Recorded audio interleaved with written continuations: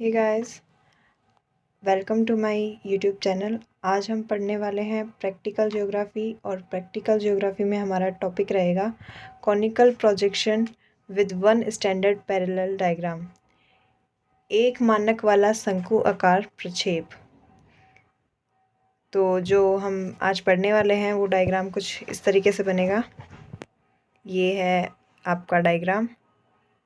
और सबसे पहले हम ये जान लेते हैं कि प्रोजेक्शन क्या होता है। तो प्रोजेक्शन का मतलब होता है ग्लोब के अक्षांश व देशांतर रेखाओं के जाल को कागज के समतल धरातल पर प्रदर्शित करना। जो प्रोजेक्शन जो होता है वो हमें ग्लोब के हिसाब से दिया जाता है। और अब आपको इस प्रकार के प्रक्षेप या डायग्राम को तैयार करने के लिए, प्रोजेक्शन को बनाने के लिए दो सबसे इम्पोर्टेंट चीज़ों का ध्यान रखना होता है।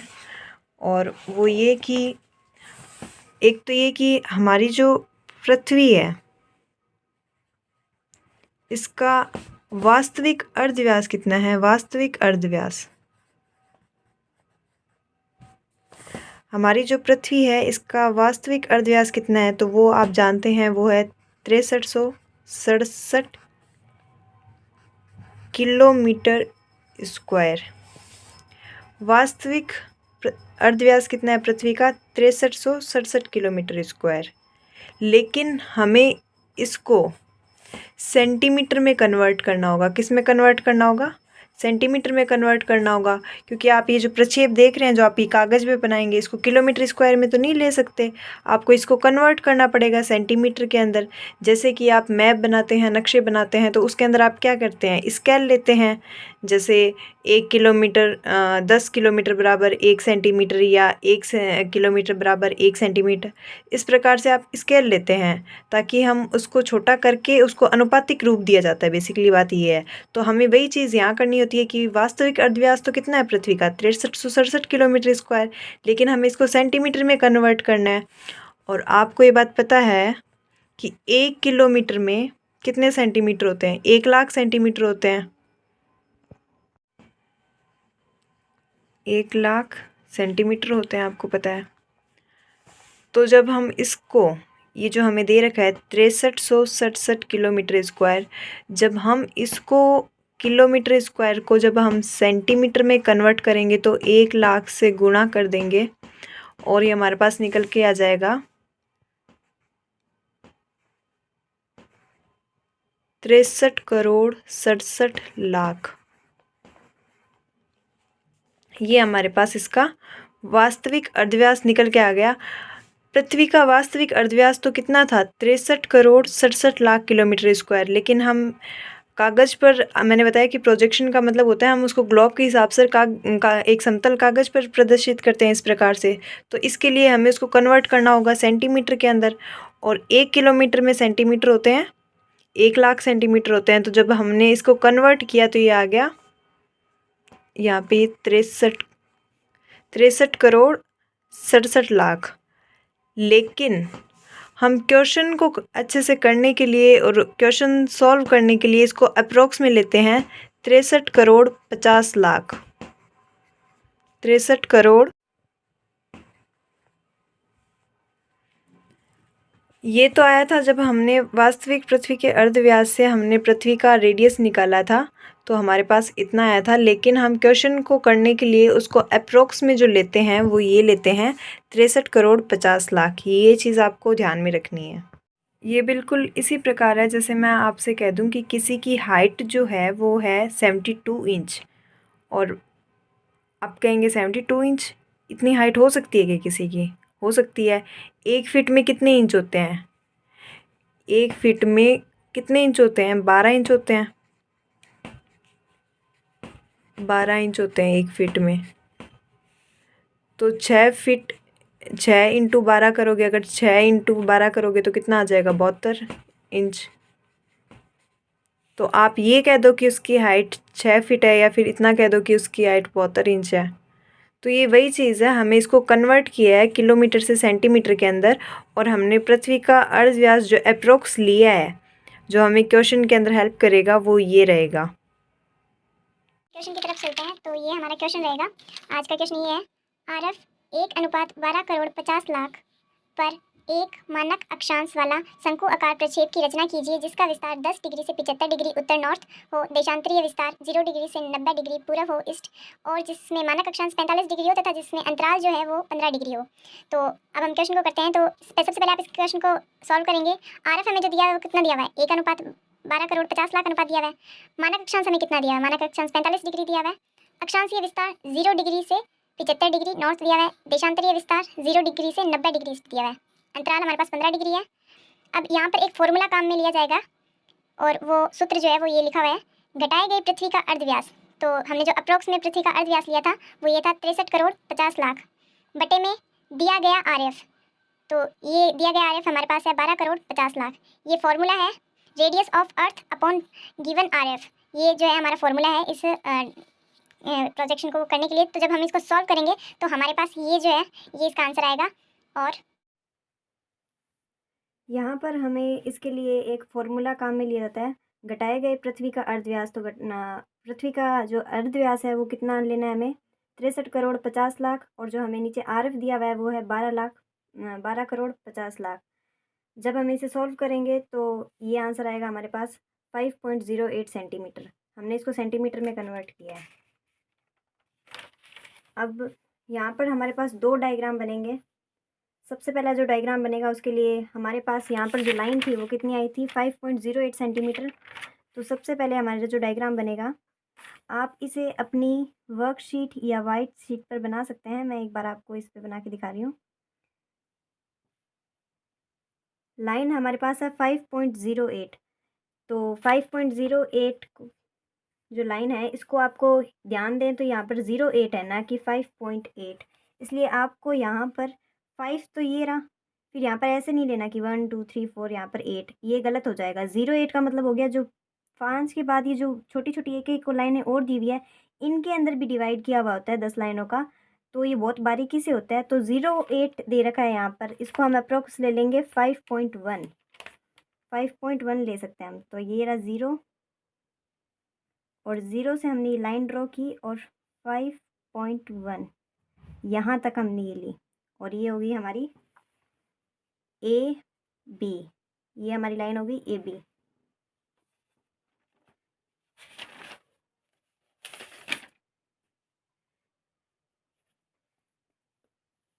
इसके बाद में आपको जितनी आपने AB लाइन ली है, इस लाइन सबसे पहले हमें यहाँ पर एक परपेंडिकुलर लाइन डालनी है, लंबवत रेखा।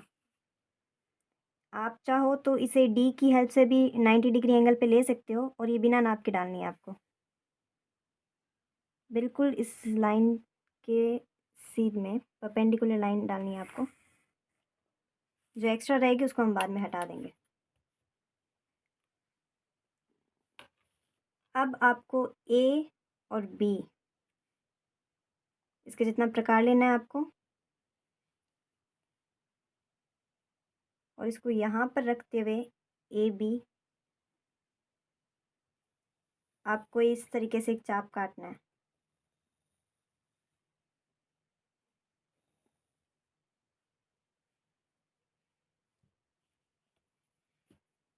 तो ये आप देख पा रहे हैं कि ये जो हमारी पृथ्वी का गोला है उसका ये चतुर्थांश बन गया। जब ये पूरा ऐसे बनता है इस तरीके से तो ये पूरा एक गोला बन जाता है, ये उसका चतुर्थांश बन गया। अब हमें यहाँ पे देखो अंतराल हमें 15 डिग्री का दिया हुआ है, तो हम सबसे पहले यहाँ पर एक 15 डिग्री का एंगल, एक कोण बनाएंगे।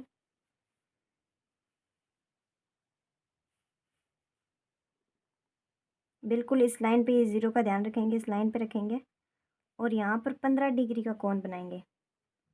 ये रहा 10 और 10 से आगे मैं नीचे वाले नंबर ले रही हूँ, 0 10, तो ये रहा 10 और 10 से इधर ये 5 और ये जो बड़ी लाइन है यहाँ पे ये 15 तक हो जाएगा।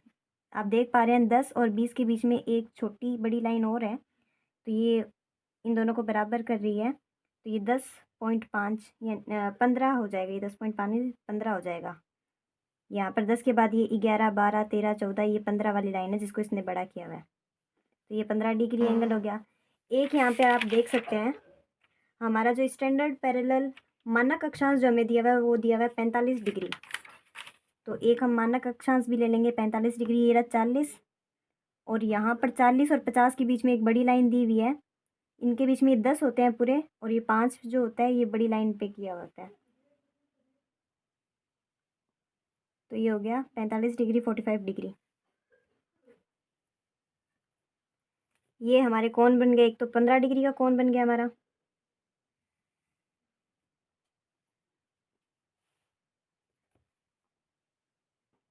और एक ही हमारा बन गया मानक अक्षांश 45 डिग्री का कोण।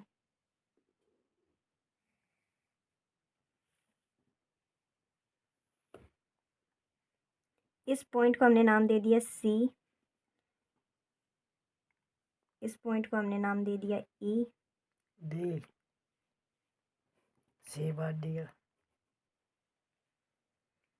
ये हमारा हो गया ई, और इसको आप अपनी तरफ से कुछ भी नाम दे सकते हैं। मैंने यहाँ पर लिख दिया डब्ल्यू, इसको नाम दे दिया हमने डब्ल्यू, इस पॉइंट को। ए बी हमारी जो लाइन है ये है 5.08 सेंटीमीटर। इस पे हमने 15 डिग्री का ये कोण बनाया है, और फिर ये 45 डिग्री का कोण बनाया है।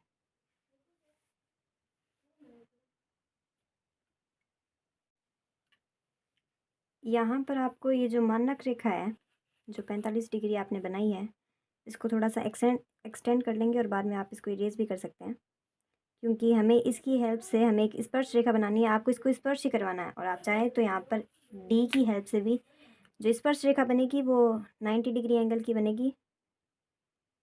आप यहाँ पर इसको, यहाँ पर ये जो आपकी लाइन है 45 डिग्री का कोण जो यहाँ पे आपने बनाया था, इसको थोड़ा सा एक्सटेंड कर लेंगे, और यहाँ पर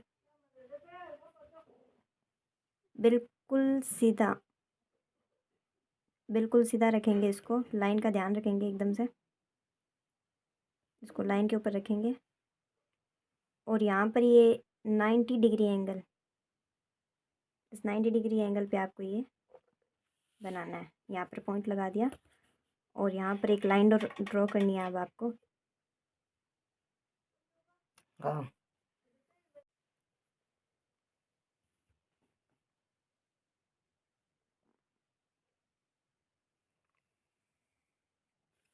और इसको हम नाम दे देंगे यहाँ पे Z। ये लाइन हो गई WZ। अब आप चाहे तो इस लाइन को इरेज कर सकते हैं। वैसे आप यहाँ पर सीधा भी ये जो है अपनी D की हेल्प से कर सकते थे, यहाँ पे 90 डिग्री का एंगल बना सकते थे इस तरीके से। पर अगर आपको नहीं समझ में आ रहा तो आप हल्की सी लाइन ड्रॉ कर सकते हैं। सो ये अभी हमारा डायग्राम कंप्लीट नहीं हुआ, हमारा प्रक्षेप जो है वो नहीं बनाया, ये सिर्फ उसकी एक की है। अभी हमारा पूरा डायग्राम जो है वो इस डायग्राम की हेल्प से यहाँ पर एक और डायग्राम बनेगा, तब जाके हमारा डायग्राम जो है वो कंप्लीट होगा। सो सबसे पहले आपको यहाँ पर एक बिना नाप की एक लाइन ड्रॉ कर लेनी है।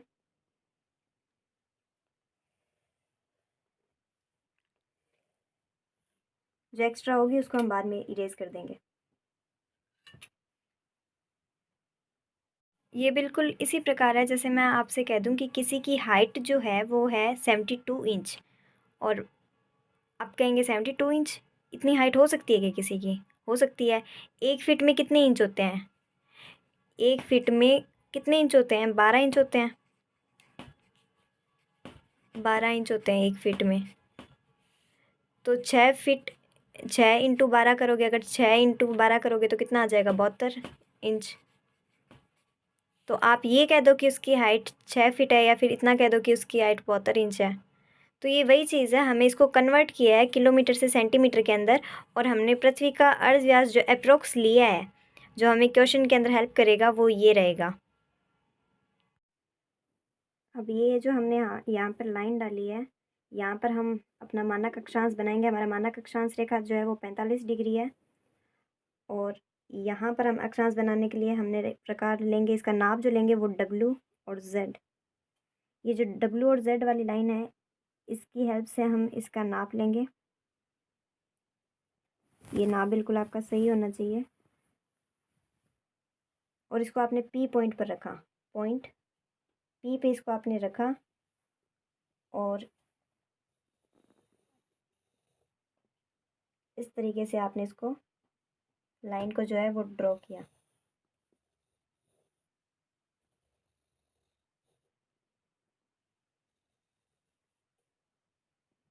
ये आपकी हो गई 45 डिग्री मानक अक्षांश। आपने डब्ल्यू और जेड से जो लाइन जो माप लिया है उसको आपने पी पॉइंट पर रखा और इस लाइन को ड्रॉ की और आपकी ये मानक अक्षांश रेखा हो गई 45 डिग्री। अब आपको अक्षांश के बीच का जो अंतराल दिया हुआ है वो कितना दिया हुआ है? 15 डिग्री। 15 डिग्री दिया हुआ है तो आप क्या करेंगे? सबसे पहले तो आप ये देखें कि आपका अक्षांशीय विस्तार कितना है। तो आपका अक्षांशीय विस्तार दे रखा है 0 से 75 डिग्री। मतलब आपको अक्षांश का जो विस्तार दिया हुआ है वो दिया हुआ है 0 से 75 डिग्री और उनके बीच में जो अंतराल दिया हुआ है वो अंतराल दिया हुआ है आपको 15 डिग्री का अंतराल दिया हुआ है। तो आप 0 से अगर चलेंगे तो 0 डिग्री, 0 से 15, 15 plus 15 30, 30 degree, 30 plus 15 45 degree, 45 plus 15 60 degree और 60 प्लस 15 75 डिग्री। आपकी मानक अक्षांश रेखा 45 डिग्री ये हो गई है यहाँ पर। और इसके बाद में आपको ये 15-15 डिग्री के अंतराल से आपको यहाँ पर पॉइंट देने होंगे, अक्षांश रेखाएं बनानी होगी। तो सबसे पहले हम इसके अंदर अक्षांश रेखाएं बनाएंगे और अक्षांश रेखाओं का जो अंतराल है वो है हमारे पास 15 डिग्री। आपको याद होगा हमने यहाँ पर 15 डिग्री का एंगल बनाया था। तो डी और ई ये जो 15 डिग्री का एंगल बनाया है हमने और हमारे अक्षांश का अंतराल भी 15 डिग्री है, तो हम इसको नाप लेंगे और इसको यहाँ 45 डिग्री मानक अक्षांश पे रखेंगे। अब 45 से आगे 60, ये 60 का एक पॉइंट हो गया और 60 प्लस 15 75 डिग्री और ये 75 डिग्री हो गया। यहाँ पे सेम बिल्कुल नीचे आएंगे इस तरह 45 माइनस 15 30 डिग्री और 30 माइनस 15 15 डिग्री और 15 माइनस 15 0 डिग्री। तो ये आपके 15-15 के अंतराल से आपने ये लगा लिए 0, 15, 30 फिर 45 डिग्री मानक अक्षांश और ये आपके 60 और ये 75 डिग्री।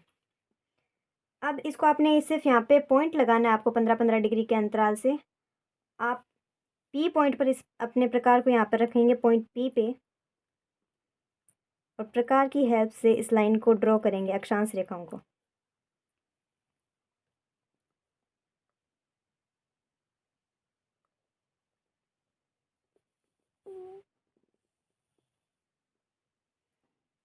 ये आपके 45 डिग्री वाली अक्षांश रेखा हो गई।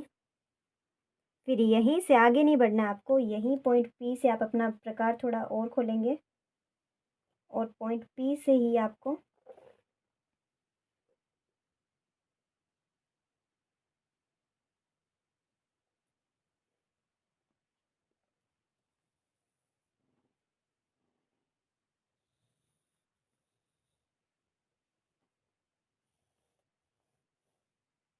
इस तरीके से आप आगे बढ़ते जाएंगे, अपना प्रकार खोलते जाएंगे।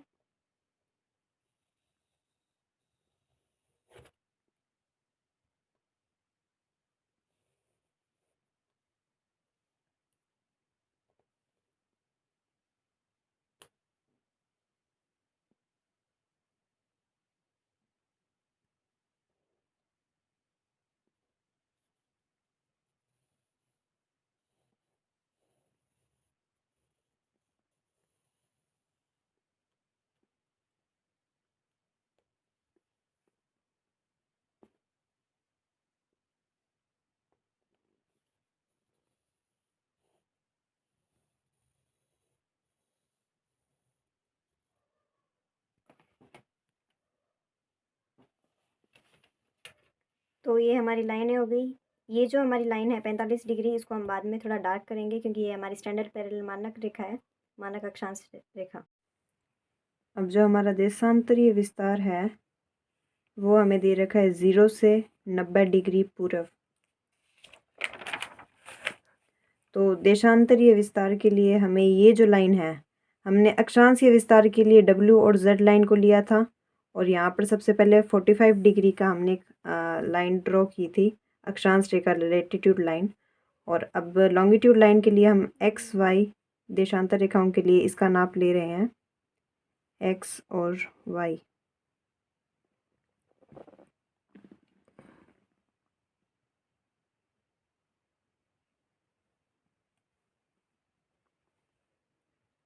और इस एक्स और वाई हमारा जो सबसे पहले हमें ये देख लें कि जहाँ हमारा जो देशांतरीय विस्तार है वो 0 डिग्री से 90 डिग्री है। तो मतलब 0 डिग्री, 15 डिग्री, 30, 45, 60, 75 और ये 90 डिग्री, इस तरीके से होगा। तो 45 डिग्री कितने जो है हमें जो देशांतर रेखाओं के जो है वो चिन्ह लगाने होंगे। तो 3 लगाने होंगे। 45 डिग्री की ये हो गई और 45 डिग्री से 3 इधर और 3 इधर। 0, 15, 30, 45, 60, 75 और 90। अभी यहाँ पर आपकी मानक अक्षांश रेखा जो है वो 45 डिग्री है। तो इस 45 डिग्री से 3 निशान तो इधर लगेंगे और 3 निशान इधर लगेंगे, इस तरीके से। अब ज़रूरी नहीं है कि ये क्वेश्चन के हिसाब से, अगर क्वेश्चन में आपको 65 डिग्री दे रखा हो मानक अक्षांश रेखा तो उस हिसाब से हो गई है। हमें यहाँ पे 45 डिग्री दे रखा है। तो इसके लिए हमने सबसे पहले एक्स और वाई देशांतर रेखाओं पर जो हम माप लेंगे वो एक्स और वाई लाइन का लेंगे।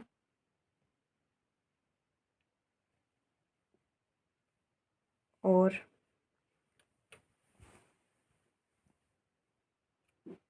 इस 45 डिग्री वाली जो मानक अक्षांश रेखा इस पे हम रखेंगे इसको 1, 2, 3, 0, 15, 30, 45, फिर ये 60 डिग्री, ये 75 डिग्री और ये 90 डिग्री। ये इस तरीके से आपका बनेगा। अब इस लाइन को इस पॉइंट से आप यहाँ इस तरीके से जोड़ सकते हैं।